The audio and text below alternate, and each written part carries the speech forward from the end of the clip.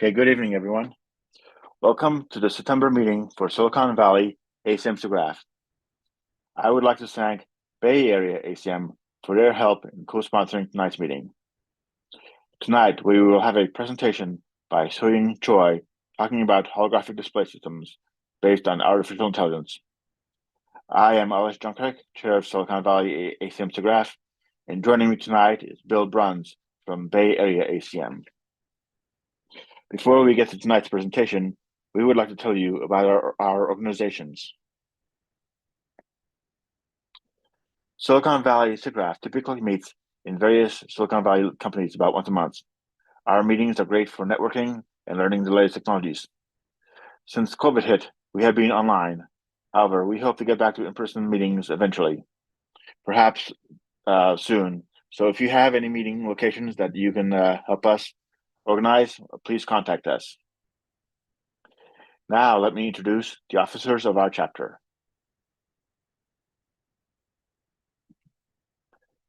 I am Alice Junkirk. I'm the chair of the chapter.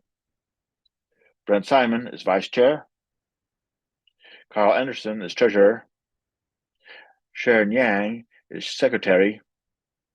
And Ken Turkowski is member at large. And finally, this could be you. We are always looking for more volunteers. And we need help in many ways. So if you're interested in what you see, if what you see tonight interests you, please contact us. You can contact us through our website, or many of our events are located on our meetup page.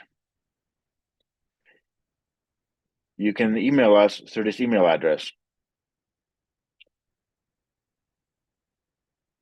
And we also have a YouTube channel where many of our past events are recorded. To find us information later, type in Silicon Valley SIGGRAPH into Google later. And now I'd like to introduce Bill Brown to talk about Bay Area ACM. Take it away, Bill. Thank you, Lex. We're happy to be partnering with Silicon Valley SIGGRAPH to put on this presentation. So our organization is the the San Francisco Bay Area chapter of the ACM. We are a professional chapter as opposed to there are a lot of student chapters around the world as well. Our aim is to promote knowledge of modern computing and to create community and allow people to communicate within that community. We were founded a long time ago in 1957 as Fortran was being developed, and when AI was just 1 year old, way back then, they actually were thinking about AI at that time too. Our annual membership in our local chapter is just $20, and it certainly helps us to put on talks as well. We have some upcoming talks listed on our meetup page, which you see the URL for that there. Search for SF-Bay-ACM on Meetup. And we have a YouTube channel with at least a couple of hundred of our previous talks. We put on 2 monthly meetings, one for general computing and one for data science in general. And at our meetings, we promote networking and hiring announcements. So people who have open requisitions they would like to fill, or positions they'd like to fill, can announce that. And we do joint events with other professional societies, such as the one tonight with SIGGRAPH and other societies like IEEE. Coming up on September 28th, which is a Saturday, we have a 2-hour presentation, Google Colab, AI Copilot Socio-Emotional Training system for autistic children. And later on, we will have a more in-depth, several-hour presentation on a different date to follow up with that. But at the current one on the 28th is at Maker Nexus in Sunnyvale. We also are working with a Global Encryption Day in San Francisco, and that'll be on October 21st, all day starting at 9 a.m. in 2 locations in San Francisco. So take a look at our meetup pages for that. Again, look for SF Bay ACM on Meetup. Thank you. Okay, thank you, Bill. Now to introduce tonight's speaker, here's Brent. Hi, everyone. It is my pleasure to introduce today's speaker, Suyeon Choi. He's a final year PhD student at Stanford University working at the cutting edge of computational optical systems. Suyeon's research focuses on developing groundbreaking technologies in augmented reality and virtual reality, using artificial intelligence to create visually immersive, high-quality holographic experiences in real time. His work has garnered numerous accolades, including the Meta Research PhD Fellowship and recognition at the SIGGRAPH 2023 Emerging Technologies. Today, he will discuss how his AI-powered frameworks are transforming optical systems, enabling new advances in 3D imaging and human perception studies in AR and VR using artificial intelligence. And now, we have Suyeon Choi. Please take it away. Hi guys. Thanks for having me. And I'm a postdoc actually at Stanford University who just finished my PhD like a week ago. And today I'm gonna talk about the research done mostly during my PhD with our team at Stanford. And this is about like how AI can contribute to the design of holographic display systems, tackling some of the long-standing challenges in this field. So with applications for augmented and virtual reality. So I'm going to talk about what display systems are in this context, also what the holographic displays are. Probably you've heard of it, these virtual display technologies. And I'm going to talk about like how these recent advances in AI can like tackle the big challenges here. Okay, so let me start. So these virtual and augmented reality or spatial computing devices are the next generation computing platform that aims to seamlessly connect people across hybrid physical digital spaces. So, these devices unlock new user experiences by offering unprecedented levels of immersion, and the near-eye display systems are the primary interface between the user and all digital content they see. So with this ability to feed us information in this augmented space or place us in environments that would be otherwise invisible or dangerous, these systems already enabled like innovative solutions in many fields, such as simulations or training or like gaming. And it's likely that it will further transform how we work, perceive, and interact with the world. So one interesting application is in this robotic surgery. So this Da Vinci robotic surgery system is an AR system if we want, and it has many robotic arms remotely operated by a surgeon. So, you can imagine that this image quality and visual comfort are really important if you want surgeon to perform a procedure on you for hours at a time. So in my understanding, the ultimate goal, actually this is the ultimate goal for computer graphics, but also ultimate goal of these AR and VR display systems is to achieve perceptual realism. So we want to reproduce the reality through these display devices. And when we say this perceptually realistic, we want virtual image generated from our display to be indistinguishable from reality. So let's say here we have two teapots. One is real and the other is an image from display. And ultimately we want our displays to truly make you wonder which one is which.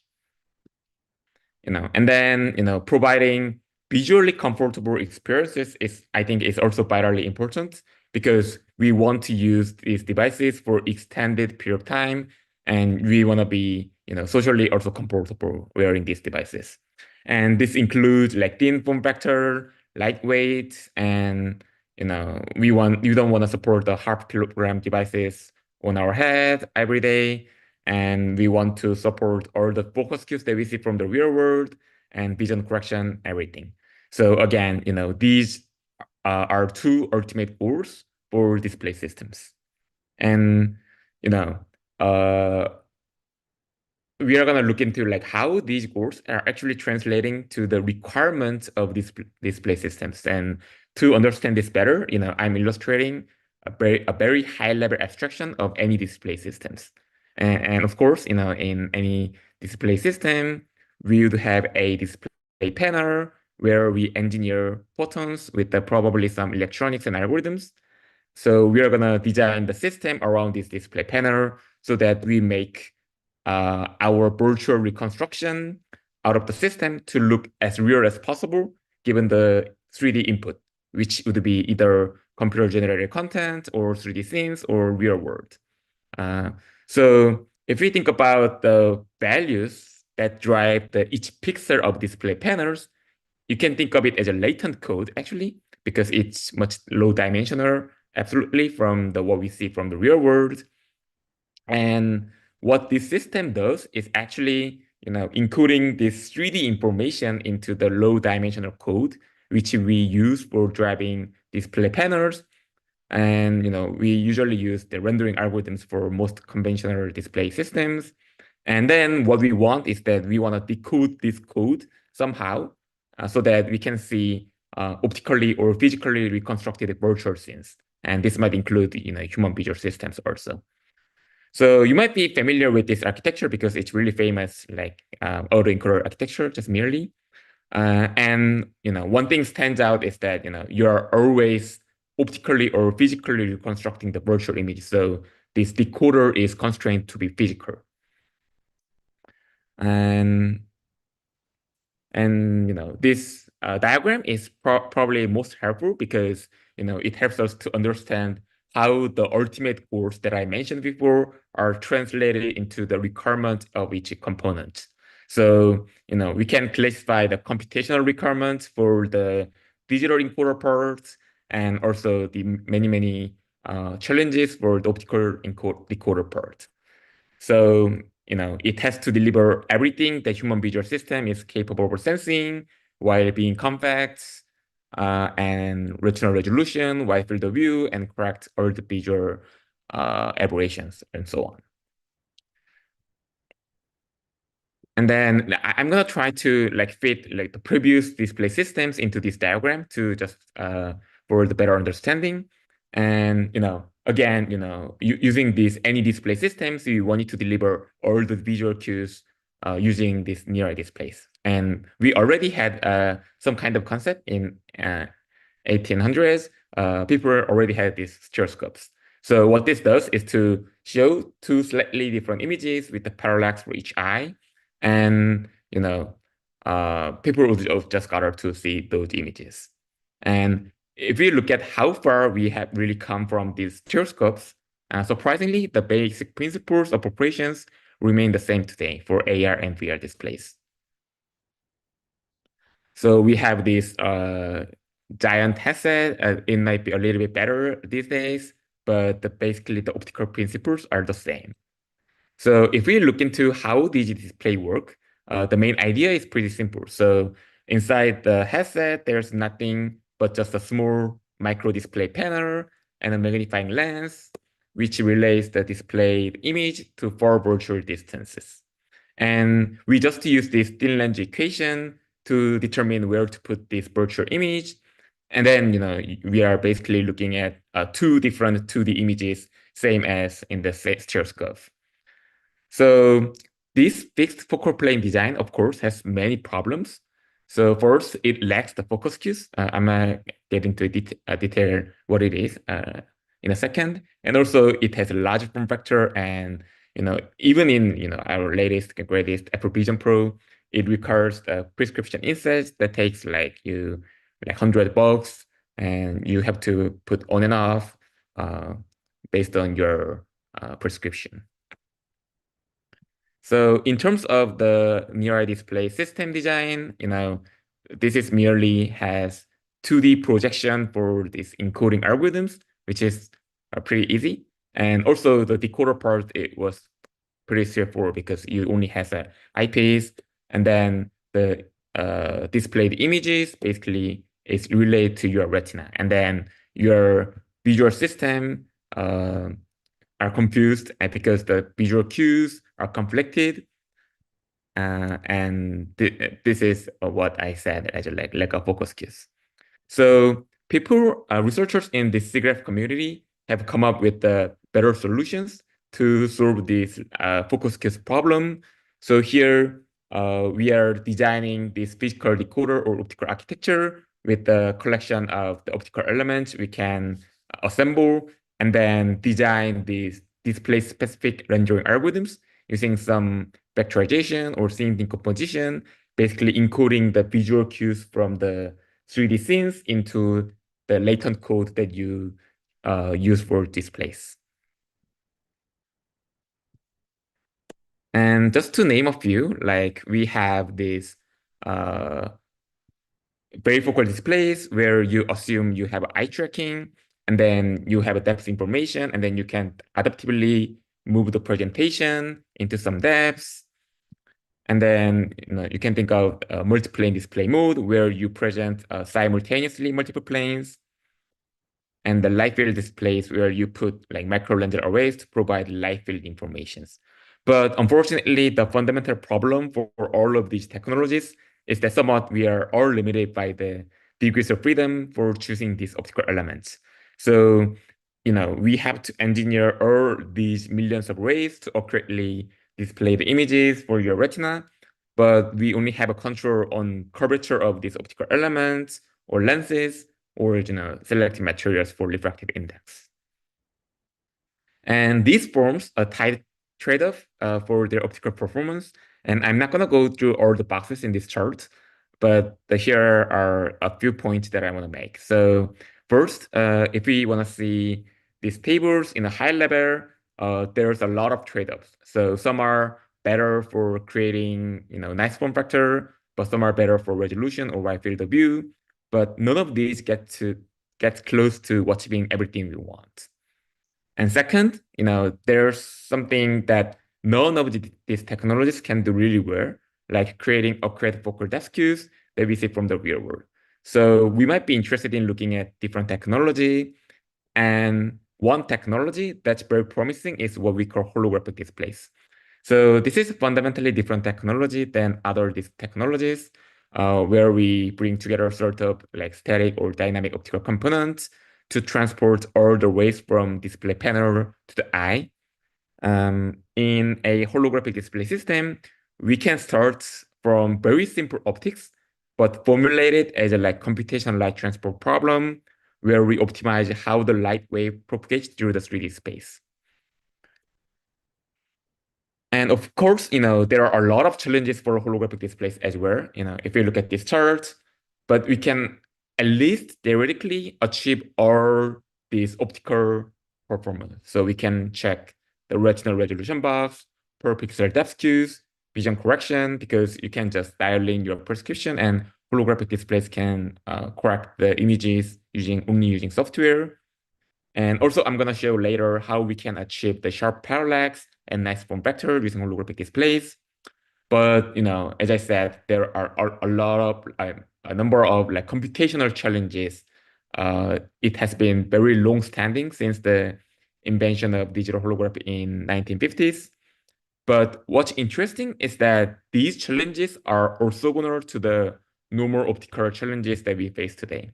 So, this has high bandwidth, high compute cost, or low image quality. But I will show that these are rather computational rather than optical. So, we can somehow expect the recent advancement in AI can tackle these challenges. So, my PhD research aimed to check out all these red boxes for holographic displays using AI. So now, hopefully, my talk title, "The Design of Holographic Display Systems," based on AI makes more sense to you. And this brings us to, these holographic displays, and I'm showing the static holographic displays recorded in a thin film. So what you're seeing is that the 3D scene recorded in a thin film and replayed using the backlight, such as laser. So you can see that it provides the correct depth of field, large view-dependent effects. So it has potential to solve all the problems that I mentioned. So this hologram, another hologram, has all the 3D information, the visual cues in a 2D thin film, and we are interested in making it digital. So from photos to television, so we are making the 3D TV in this context for AR and VR systems. And let me briefly introduce the basic principles of these holograms. So, the holographic technology is mainly about the recording objects and replaying the object, reconstructing the object. And what this means is that actually you can control the light using some optics principles. And this is called like the diffraction or propagation of the light. So here is an illustration of the basic principles of diffraction.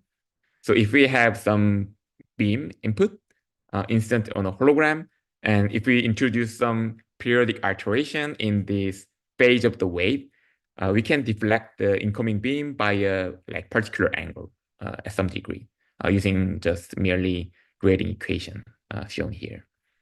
So what this means is that if we just increase the spatial frequency of this phase alteration, we can deflect the incident light by a large angle. And if we vary the spatial frequency across the hologram, we can do more advanced things like a focusing beam of a light into a point. So, here the collimated beam is focused into a point, and we can just do it for different point also, and then just position it so that we can do more complex things. And if you do so, the incident beam can focus onto a collection of points instead of a single point. And with enough such a points, we can think of the entire point cloud or 3D images are reconstructed. So these are or can be done numerically. So you can think of, so what you just saw is that how we decode the 3D images from these 2D holograms. So it corresponds to the right part. And in holographic displays, we use this wave optics principle that I just introduced as a simple example. We can present 3D or arbitrary 4D light field distributions in free space if we optimize well using this physics-based encoder that I'm going to introduce in a second. So to this end, we might use also a little bit spatial display panels that controls the different properties of the light instead of the intensity. It might control the phase of the light, but I will also get back to it in a second. So, what I've been doing for last 20 minutes or so was just motivating the use of holographic displays for AR and VR displays. And in this talk, I'm gonna further motivate it by presenting some advanced optical design for near displays, achieving thin form factors. And then I'm gonna introduce some algorithmic framework that models and learns arbitrary optical systems. And this addresses a long-standing challenges in holographic displays, which is the image quality. So here I'm teaching the results of our framework. So on the right, you are seeing the conventional holographic display results. And on the left, you are seeing our results. And also, I might get back to it in a second.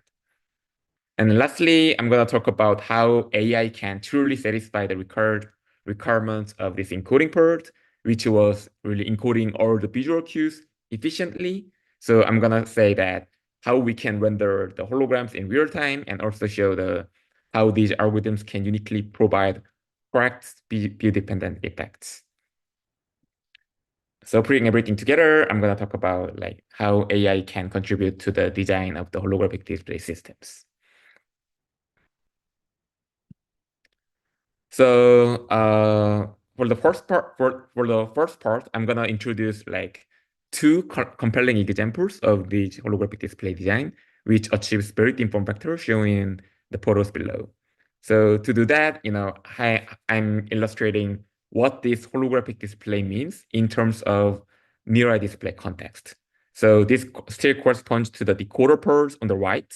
So let's assume that here you somehow calculated the optimal patterns, the display patterns using ideal encoder. And you are trying to decode it using these optics. So here, what happens is that you're going to use the laser that propagates to a spatial light modulator after collimation. And this SLM or spatial light modulator is that spatial display panel that I mentioned before that modulates the phase of the light. And then the phase of the light is modulated by the inputted phase pattern, which we calculated using the encoder. And this further propagates, and this resulting diffraction creates an image in a volume around the SLM, a display panel. And this is seen by the user through the eyepiece. So here you can actually create these images at arbitrary distances, even behind the panel. And if we get back to why these display design systems were bulky, this was because that we usually want to put the virtual image to be put in a meters away, because that's what our normal action space are. And if we think about this like thin lens equation, usually the dimension of this virtual distance d is much larger than the focal length. And then you can ignore the first term here. And then what this means is that the physical distances d prime gets close to the focal length, which is usually the centimeters. So you have like the centimeter air gap inside your headset, and that's the main reason that your headset was usually bulky. So these holographic principles enables a new design for these AR and VR displays. And again, we had a constraint of these distances between the panel and the eyepiece lens. But in holographic displays, what we can do is we can simply create images behind the panel at the focal length.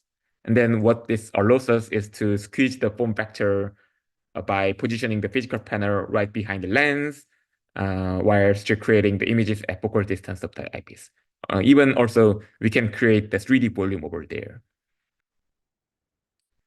But these SLMs are usually not self-emissive like OLED, so it needs some backlight units. So here, in previous our papers, we proposed to use the commercial waveguide for the backlight, which adds only a marginal thickness. And this design offers extremely thin form factor for VR or mixed reality displays. So here is the prototype. We published it in SIGGRAPH 2022.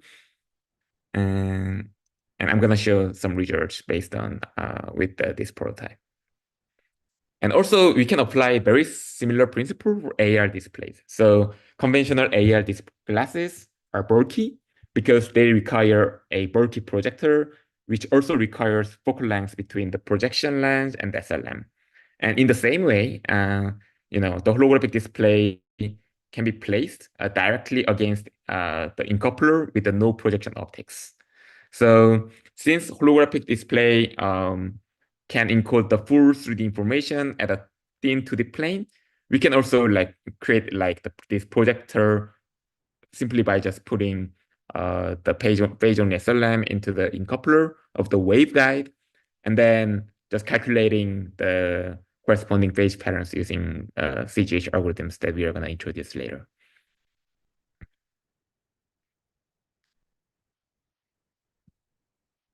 But unfortunately, this design is very compelling, but there's a critical problem. So if we use our conventional algorithms designed for conventional systems and run it and trying our best to generate holograms, what we see is this kind of images. And also same applies for another prototype system here. So we can see that the image contrast is super low, and there are significant artifacts across RGB, and so on and so forth. And question if you yeah, like to sure. So if you have any questions, feel free to interrupt. Yeah.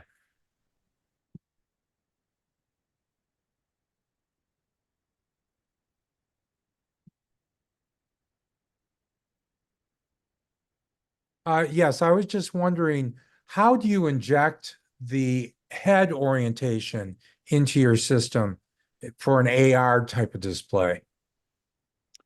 You mean the head orientation? Usually in AR and VR display systems, you have some IMU sensors that tracks your orientations, and that's reflected in the rendering algorithms. Okay, so it's in the rendering algorithms themselves and not in your AI model or anything like that. Oh yeah, so in our research project, like we haven't really considered that, but yeah, that's Okay, yeah. okay. Mhm. Thank you. Thanks. There's another question. Will the slides be available? Oh yeah, sure. So I'm not sure like what would be the best way to share the slides, but yeah, just reach out to me. Like I will make it available for you guys. Okay, sounds good. So we saw that these low image qualities for our prototypes, but it was actually the case for all the holographic displays in the literature before I started my PhD. So if you look up all the holographic display papers at like the SIGGRAPH or high impact journals, they look like this. And this was one of the like challenging problems in this digital holography to achieve good image quality that matches the computer graphics standard. So we argue that this is because of the model mismatch between the physical optics and simulation. And from now, I'm gonna get into detail about this. So since we use an optical system, there's this optical propagation of the light happening from the display panel to the virtual 3D reconstruction, might be your retina. So you can formulate it, the propagation as a propagation model, like F. So this is the true physical model happening in your setup. And if you think about the role of this encoder part, is actually to invert this process, right? So in a high level, you want to somehow make use of this physical propagation model and invert it so that you can get the optimal display panel patterns. So in conventional displays, which uses the rays, what we assumed is that we can just model for the simulation as a like simple ray optics or wave optics from the book. But it might be reasonable that there might be only a small amount of mismatch because you might have non-ideality in your devices, also aberrations, and so on and so forth. But I will show that this model mismatch was critical for holographic display system cases, and AI can uniquely solve this problem by modeling and learning these optical systems. And to this end, what we do is that we learn these optical systems using some data-driven approaches, and also further parameterize the models for these optical systems and learn it and make use of those models to generate these patterns for driving display panels. And then we can have a good representation of the physical system and ultimately get a very good image quality. So to understand, yeah, sure, go ahead. Thank you. Can I ask what kind of autoencoder are you using? Is it basic or variational or other type? Oh yeah, What kind of autoencoder? Yeah. Yeah, thanks for the question. So probably like it might be a little bit confusing in the beginning. So by this autoencoder architecture, I'm just trying to like abstract these any display systems basically. So you'd have you'd think about the values for driving each pixels of display panel as just latent code. And then, what your algorithm does is that to encode the 3D visual cues into the values for driving those pixels, and you have a physical decoder. So it's not the auto encoder like UNet or whatever, like VAE in like machine learning, but it's kind of like analogy for those architectures. So actually, it's not a new perspective. So it's rather from classical integral imaging, from like Gabriel Lippmann's like micro lens array that encodes the optical 3D object into a camera sensors, and you are trying to reconstructing using another like micro lens array, and that also does this encoding and decoding part. So I'm just like borrowing their analogy for any display systems. Does it make sense? Yes, thank you. Yeah, thanks for the It's just I thought if you were able to transform, or if you were able to use the variational autoencoder, you might get better results when decoding the latent vector. yeah, right. Just Yeah, a that's thought fair. to ponder. Yeah, thank you. Okay, awesome. So I guess we were here, right?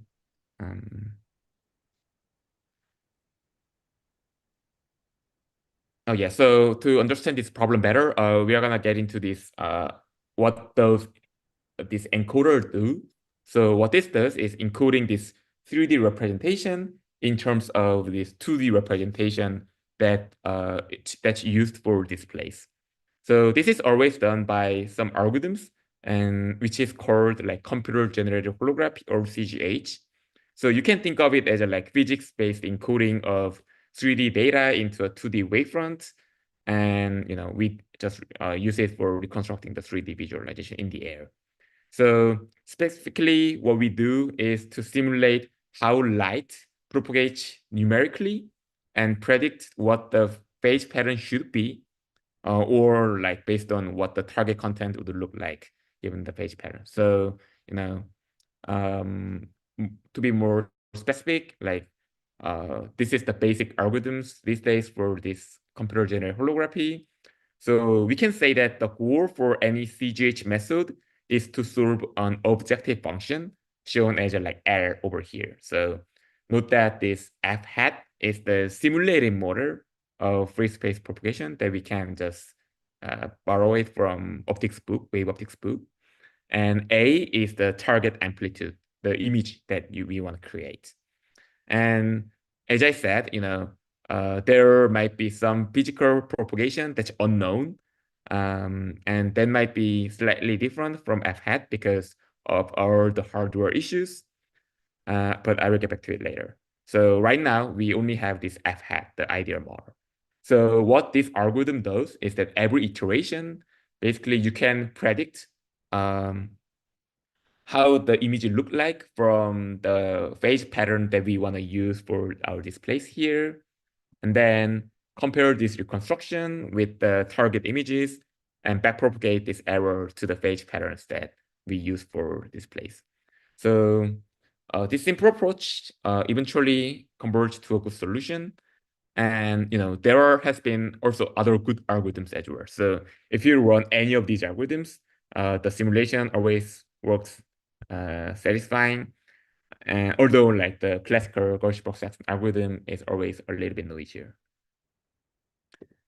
But to verify the claim that the model mismatch is the main cause of this low image quality, we did another simulation. So these are our simulations. So what we did back in the days was that introducing only a small amount of aberrations in the model for reconstructing those results. So what we specifically did was assuming slight nonlinearity in the spatial light modulator. So nonlinear response of these displays and aberration of the lens, and some accounting the Gaussian beam shaper of the incident beam. And surprisingly, our algorithms fails. So the takeaway of this simple experiment might be that this low image quality is not necessarily caused by the lack of good CGH algorithms, but mainly because of the model mismatch between a physical display system and simulation. So back in 2020, we came up with a new approach that can tackle this problem, and we called it as a camera in the loop optimization. So here we use the real hardware in the loop for our optimization. So here we have two propagation passes. One uses the simulation model like before, while the other is the physical display with optical aberrations. So given a phase hologram, we simultaneously show it to a virtual SLM, and also which is simulation, so we get the simulation amplitude. And at the same time, we display it on a physical SLM, and it will reconstruct the images at the speed of the light, and we just capture it. And here, what we do is that instead of putting the simulation into the loss, we are going to put the captured amplitude into the loss function and get the exact value that we want it to compensate. So this gives you the exact amount of loss that you wanted to compensate every iteration. But the problem here was that, this was just a 2D captured images, and unlike the the simulation, we don't have any computational graph, so you don't have access to the gradient. So here what we proposed is to approximate the gradient of these physical paths with the gradient of the simulation model, and then use a chain rule to backpropagate this error. And then you can just backpropagate this error to the phase patterns, and it should just work well.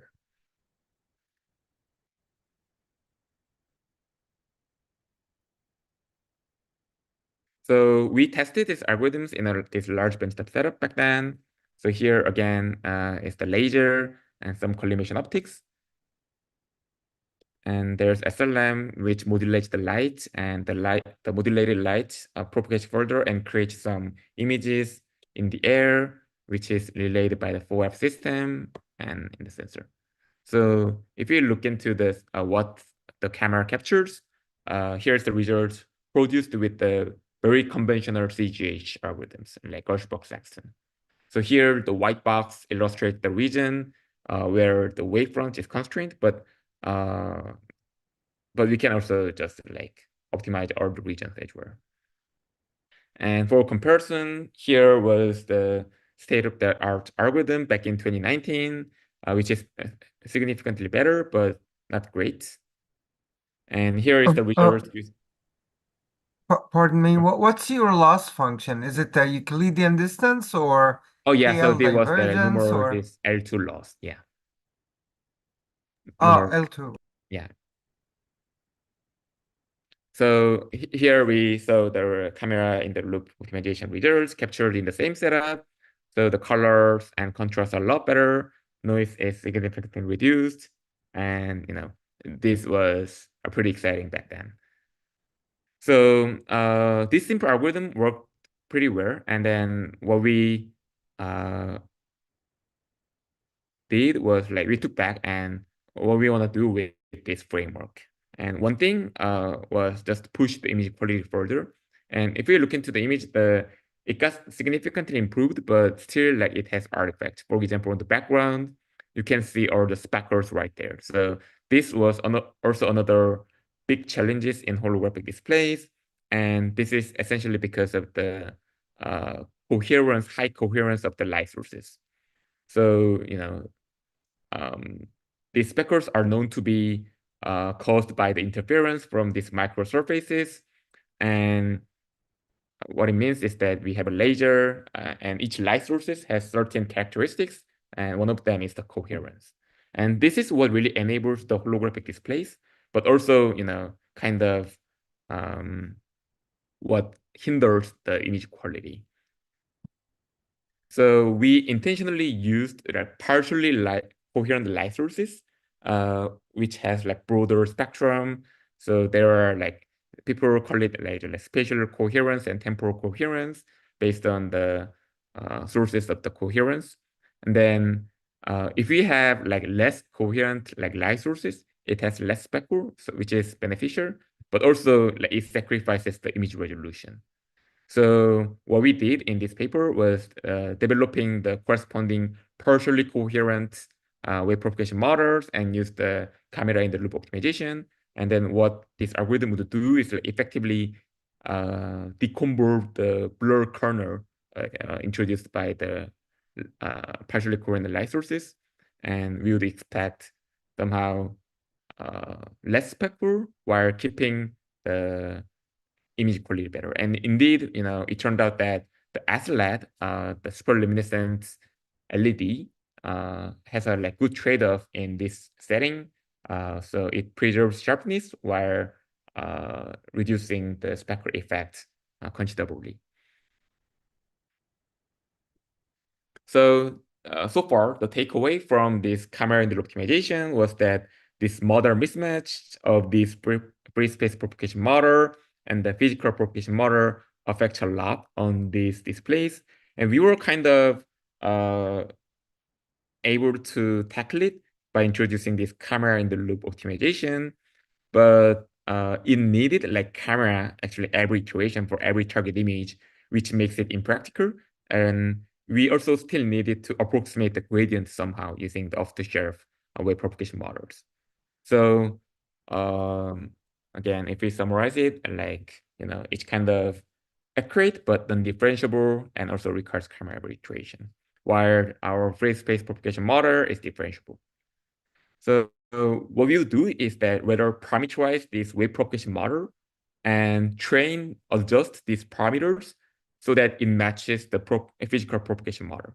And then it eliminates the need for the camera every iteration. And also, if it matches the image physical setup, since we parameterize it, it also has access to the gradient. So which allows us to either optimize the neural network for rendering it fastly, and also, or can use it for more useful things. And then the key question is that how to model this wave propagation model in the setup.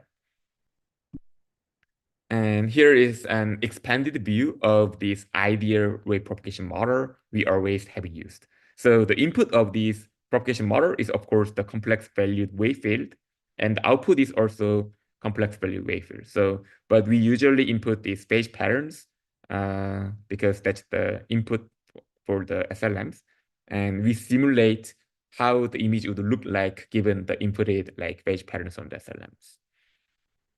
And then we can, if we just explode it, we can see the assumptions that we have made for these ideal wave propagation models. For example, we have assumed the SLM would be perfect, the laser would be perfect, and then there might be, there would have no aberration. Those assumptions we have had. And then, so we are gonna look into all these assumptions, actually revisit these assumptions. But today, I'm gonna just look into how we model this SLM part specifically, and rest should be rather straightforward. So if we look into these SLMs, this SLM works as we induce some voltage from the computer, and then it modulates the phase of the light using some physics like liquid crystals. So we have assumed, the output phase SLM would be linear based on the input voltage. But in practice, it's usually nonlinear and even spatially varying, and there are also crosstalk, and also this input beam might be also non-ideal. So these are all to be modeled using our parameterized wave propagation models. So what we did back in the days was just using some CNN architectures to model these effects by training it.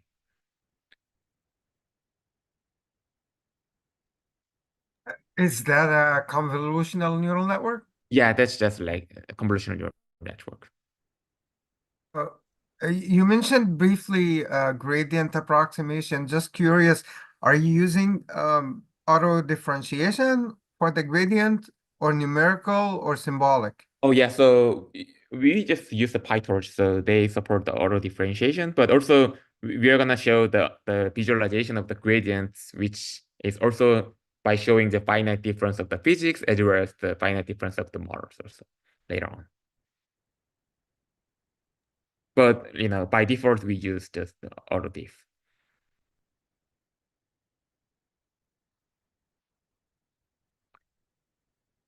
And also, like, if you think about SLMs, actually, the key limitations in SLMs, key limitations are of the holographic displays might be from SLMs because that's where all the information comes from.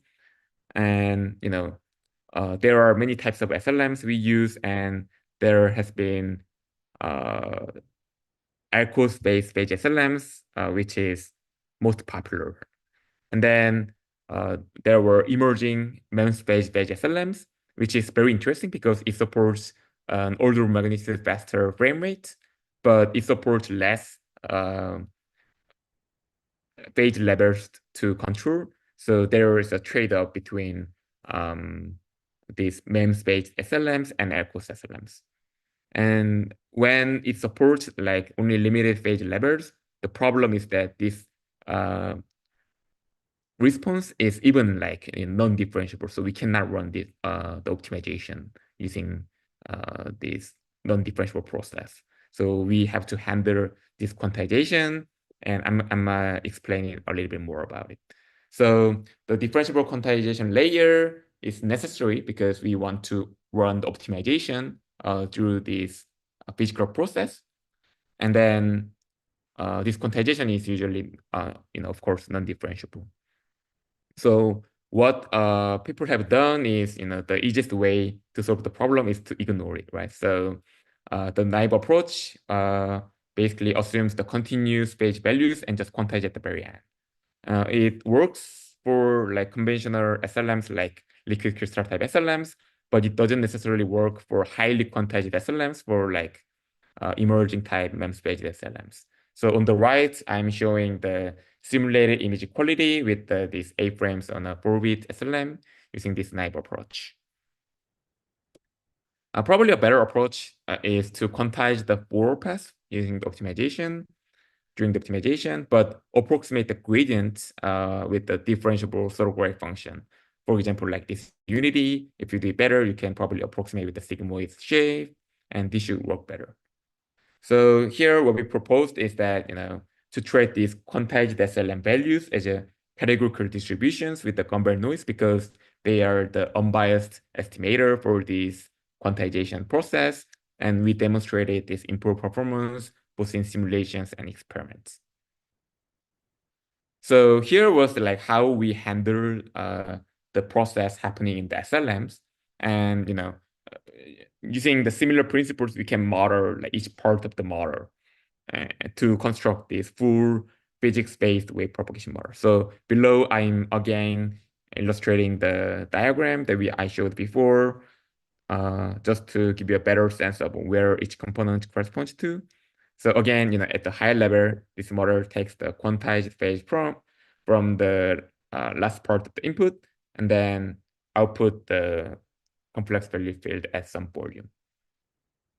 So here we parameterize this imperfect laser illumination, and then model this quantization and CNS as I explained. And then this module adjusted field like continues to propagate using the off-the-shelf free-space propagation model that we used. And then we use additional like CNNs for correcting additional aberrations at each target plane. And basically, so this model architecture could be arbitrary and tailored to specific display systems. But basically, the principle is that we prepare the data set to train these models using the optical setup, and then train the model. So to do that, what we do is that we prepare thousands of the phase patterns and capture the intensities at the merged planes. And then the model is trained using just standard machine learning solvers by adjusting the parameters to predict the recorded intensity out of the given phase map. And after training, it could deliver a very useful insight to even our physical system. So for example, I'm showing the visualization of the laser illumination, and you can see the fall off at the boundaries. And then, we also put this iris filter at the Fourier plane. And what it learned is that the exact shape of the blade of this iris even though the model only saw the pairs of phase patterns and recorded the intensities. And also I talked about this gradient, and this good wave propagation model, if learned well, should be also able to predict the gradients of the physical system. So for reference, we can record the physical gradient by using this finite difference method. So what we do is that we capture fx by displaying some black pattern as some SLM, and we slightly change the x value and then record the corresponding intensity and subtract these two. And then on the bottom right, I'm showing this reference gradient from physical setup obtained using this procedure. And if we just calculate the finite difference of this numerical model or of the previous methods, they doesn't really match. But our proposed model shows the faithful presentation of the gradients as well. So now we got a good model that represents the physical systems. And then after that, we don't need any camera anymore. And then we can just run the gradient descent optimization that I explained earlier to generate the phase patterns, the latent code from arbitrary input. So you can use any 2D images, 3D focal stack, or even 4D light field that I'm going to show right now. So the way to optimize it is just using the gradient descent. For example, 2D, you predict the time average intensity at some plane using our model with the input phase pattern and compare it with the desired amplitude and backpropagated loss, as explained before. So here I'm showing a captured hologram made without our framework. And if we add our propagation model, the image quality improves. And if we add our quantization layer, the image quality improves further. And finally, with our full framework with time multiplexing supported by the emerging MEMS-based SLMs, we see the best results. So these are our captured results, not in simulation. So here's a video using the same algorithms.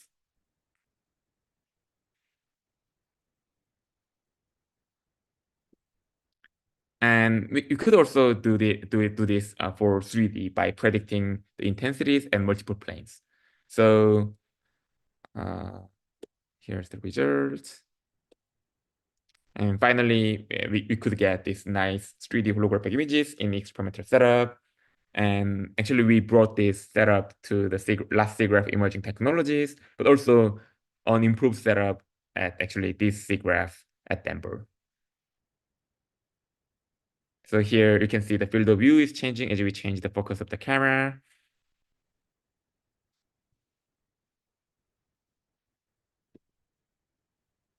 And another result.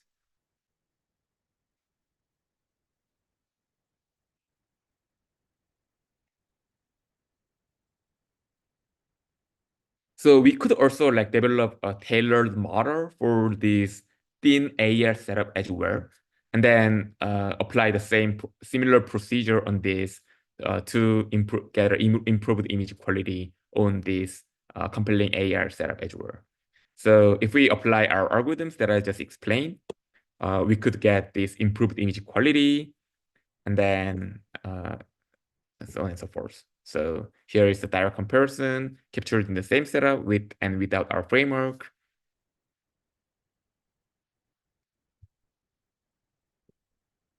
And here is an example of the video with the 3D augmented reality content with the full color. So here the bike and Rubik's Cube and the robots are our virtual objects generated using our holograms spinning at our different depths. And again, we were pretty excited to show this algorithm framework to the public audience, and we did it for last year and this year, and we had so much fun, and hopefully you have had a chance if you visited SIGGRAPH lately. So this concludes the second part, and what we saw is that how AI can uniquely solve the one of the biggest problem in this domain, which is the image quality. And lastly, I'm gonna briefly also introduce how it really like advances the encoder part and solve the constraints for the encoder that I mentioned, which is the efficiency and the encoding all the visual depth cues. So I'm not gonna go into the details. So in terms of like CGH rendering, there has been always a trade-off. So it can be categorized as two methods. Like one is the direct method and one is the other is the iterative method. So iterative methods are usually slower because it iteratively solves for the optimization problem, but usually it gets a better image quality.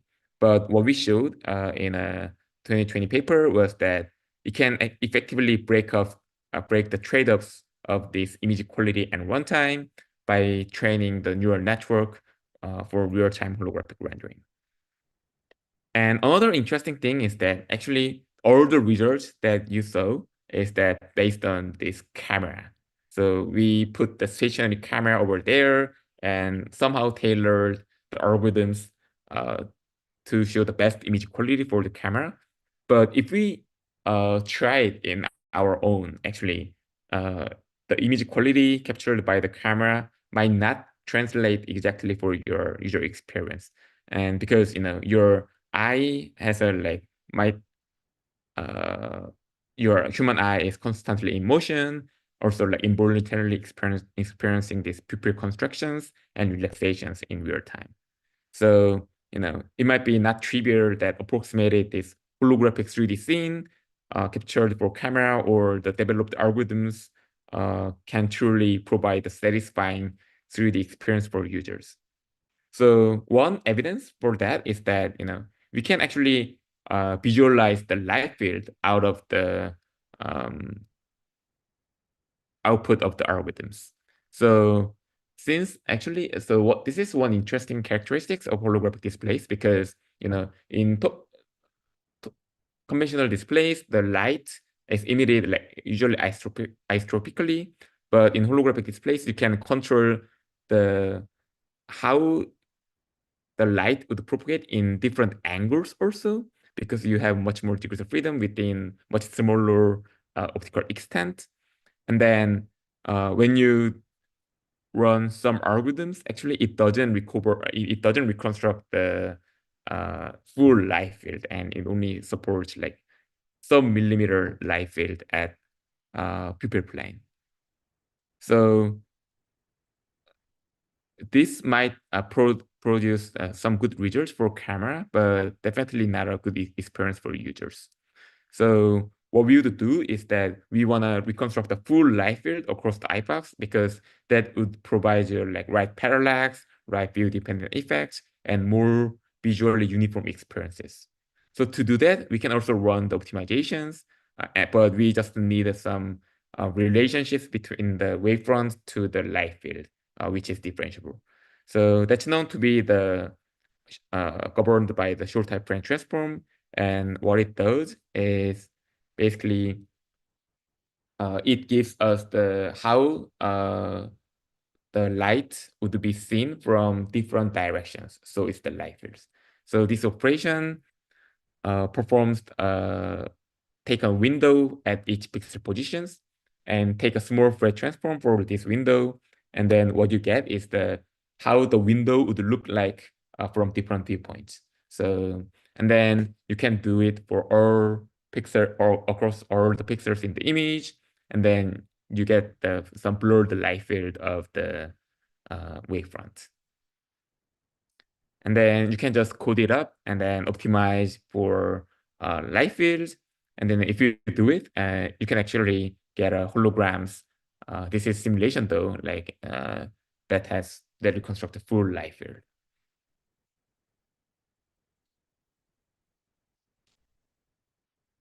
And then, we also tested in experimental setup and run a user study to really validate if these algorithms, like advanced algorithms, can truly provide a better user experience. So the thing is that, if we capture with the camera again, there's no real difference at the center of the eye box because, basically the camera is sampling all the rays from the setup and it doesn't have this light field information or angular information at all. but it might be kind of evident as you go from ideal point to the edge of the eye box, because the light field holograms might be more robust to the viewpoint changes. And we ran a user study on it. So what we did is we showed the same scene generated by different algorithms using different target formats like 3D focal stack or light field or even 2D RGBD, and asked them what is more realistic in 3D. So here's the tracked position. So we tested these questions for different viewing points. And also we allowed them to freely move their heads so that it mimics more realistic experiences. So of course, when we allow them their head to move their heads, the light field reconstruction was preferred by a significant margin. And what's more even interesting is that this trend persisted even at the center of the eye box, where the distinction becomes nearly imperceptible in captured images as we saw before, as well as in simulation. So this is kind of untrivial because the conventional CGH pipeline roughly approximated the human pupil as just a low pass filtering like this, basically. So you wouldn't notice any parallax because there's no directional sensitivity here. So what motivates is the compelling case for this incorporating the advanced human visual systems like this into this holographic rendering process, because these parallax cues are vitally important for perceptual realism. So here's a summary of this chapter. So basically, we developed these light field provision algorithms and validated using user study. But still, one of the remaining challenges in holographic displays is that the optical extent supported by the holographic display system is too small also still. So ideally, we want a large enough optical extent, which means large enough eye box as well as field of view. And it's not clear how to get that, but this is an interesting question. So, that's it for the talk. So I talk about how, these algorithmic advances in AI can contribute to each part of this holographic system design. One is the advanced optical design that squeezes the form factor of AR and VR displays. And the second part was how to model and learn these arbitrary optical systems. And the third was rendering algorithms using AI for holographic displays. And of course, there are many open questions, and many of them actually turned out to be from this limited degrees of freedom supported by the displays. So, I guess there has been proposed to some approaches to effectively expand attendu, and the designs for that route is very interesting. And again, if we achieve that design, then the next question for the second part would be the scalable and efficient and robust modeling and calibration techniques. And then we also want this holographic rendering would be more efficient while adopting this new holographic design with maybe considering the more perceptual requirements as kind of our user study alluded. And I talked about a series of work, and of course, this is done together with my team, and they are really amazing people. So if you please check out their profiles. And this concludes my talk. And thanks for listening. Thank you. This is amazing. Thanks a lot. Thank you, Suyeon, for this amazing talk. So we're gonna now open the floor to Q&A. So if you guys have a question, feel free to either unmute yourself or put it in the Q&A chat that we have. Yeah, sure. it looks like Jim has a question. Yeah, is it possible to implement such a display with an alpha channel so that you can turn parts of the display clear so that you can see through it to the environment? Oh yeah, that's a very good question. So I guess you are mainly talking about these occlusions, and I think that's a very big question in this area. Uh, so uh, there are also like some types of displays that can do control these alpha channels, but these displays just like overlay the images in the air. So basically, you are over. So you can think of it as a like beam splitter that has like real world beams as well as your image beams. So Right. you don't necessarily block either of these, but they are always overlaid. But you can somehow turn on and off the your virtual displays. So Yes. yeah, So for the you're using a silicon foundation for this, so you can't see through that. But I'm just wondering if there were ways to oh implement. exactly. So for AR engines, actually, so you cannot do it by default, but people uses the beam combiner such as waveguide or Right. yeah, Right. and we also used that. And, and can foveated rendering be utilized to improve the performance? Or maybe you touched on that a little bit.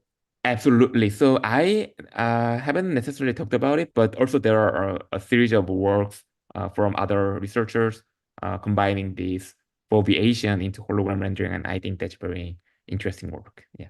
All right. Thank you. Thanks for the question. So when do you think we'll see this in a pair of Ray-Bans? That's a very good question. It's actually pretty far, but I think it's been accelerating. So it's definitely not in 5 or 10 years to see these holographic engines in the commercial displays, but probably like, it's really hard to say. Yeah. Okay. So what we are trying to do is like kind of like preparing these demos like consistently in like these conferences, because that's what we can do, and kind of very exciting to show it around actually. I have a question. Yeah, sure. Yeah, so what are the next steps for you with this new technology?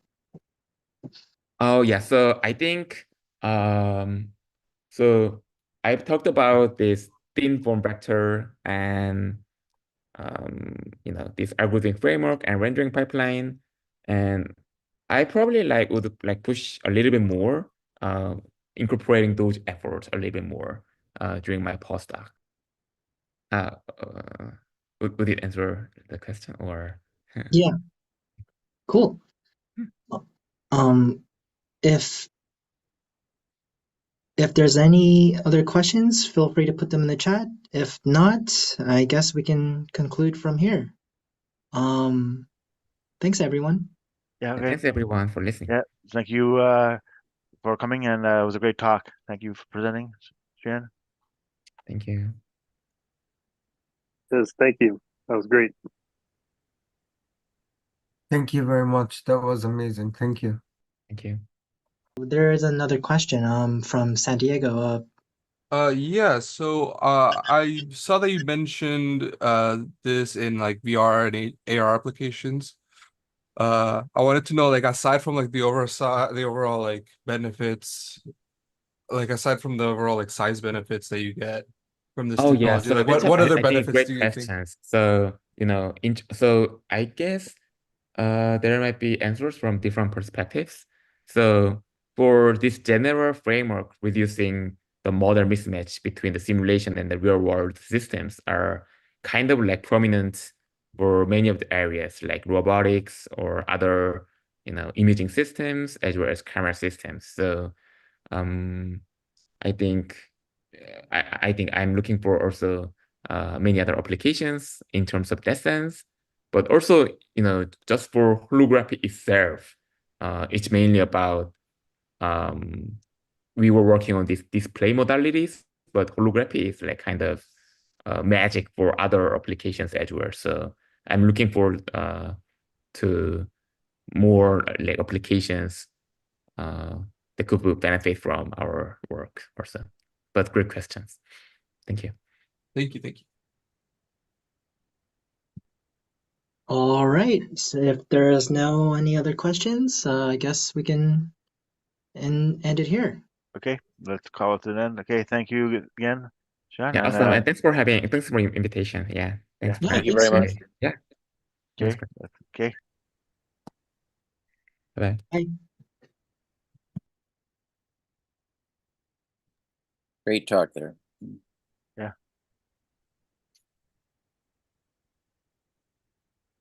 Were you able to see his demo during SIGGRAPH? Yeah, I saw the demo during SIGGRAPH. It was pretty cool. Yeah, likewise.